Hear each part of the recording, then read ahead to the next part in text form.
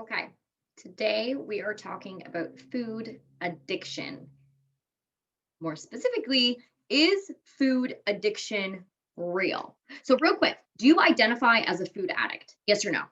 Go with your gut. Either way, we're going to, I want you to pay attention to this because whether you answered yes or whether you answered no, there's a lot of interesting research that I want to cover. And so this is a listening and note taking video, a little less work on your part, other than active listening. So, can you really be addicted to food? It's a little bit difficult to answer. The reason being is because eating is vital for life. Okay, so there is a very commonplace discussion about being a food addict, sugar addict, and things like that. However, the concept of food addiction is kind of controversial because we do not have a great way of identifying causes of overeating, such as dieting. Okay, so dieting does cause overeating. So just so you're aware that that's a fact. And there's a lot of other reasons other than addiction why food can be really compelling to eat. Okay, so we're going to talk about why it's controversial. So I'm going to talk to you about some research and give you a different paradigm around food addiction. Okay, so the first one is hello, food is supposed to be rewarding. Yes. Food is necessary for our survival. So that's why if you've been dieting or fasting for a medical procedure, or that's pretty much the only reason why you should be fasting, you'll be more likely to have thoughts and cravings of food. Fasting triggers the brain to ramp up dopamine and that feel good hormone. And what happens is we've seen from Seisberger and Yoakum in 2013, that's the research article, that recent brain imaging studies on dieting teens showed that acute and prolonged caloric deprivation increases the reward value of food, particularly of calorie rich, hyper palatable foods. That's the good stuff. Your sugars, your salts, your fats. Yummy, yummy. So, that is definitely in the way of finding out if food can truly be addicting. The next one, fasting creates sugar addicted rats.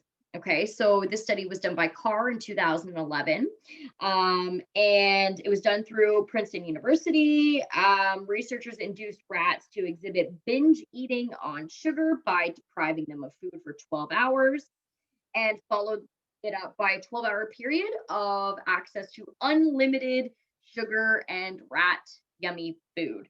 That design is very important detail that that doesn't get reported. And that is because the only way researchers were able to get this addiction to the sugary foods was by starving the rat ahead of time. So another group of rats were subjected to the same diet condition of their yummy rat food and sugar, but no fasting period. And they had full access to both. And the non-fasted rats didn't binge on sugar. Okay, so like you're not a rat, but we use a lot of research on animals, and the brains are wired very, very similarly. Believe it or not, that's a fact. Okay, so there's another kind of argument that's like, ooh, is sugar addiction real? The next one is just because someone uses the term food addiction does not mean that it is a fact. Okay, this one's going to play with your head a little bit. This study was done by Long, Blundell, and Finlayson in 2015. And their biggest criticism of what we have as a standard of food addiction, it's called the Yale Food Addiction Questionnaire, YFAS for short.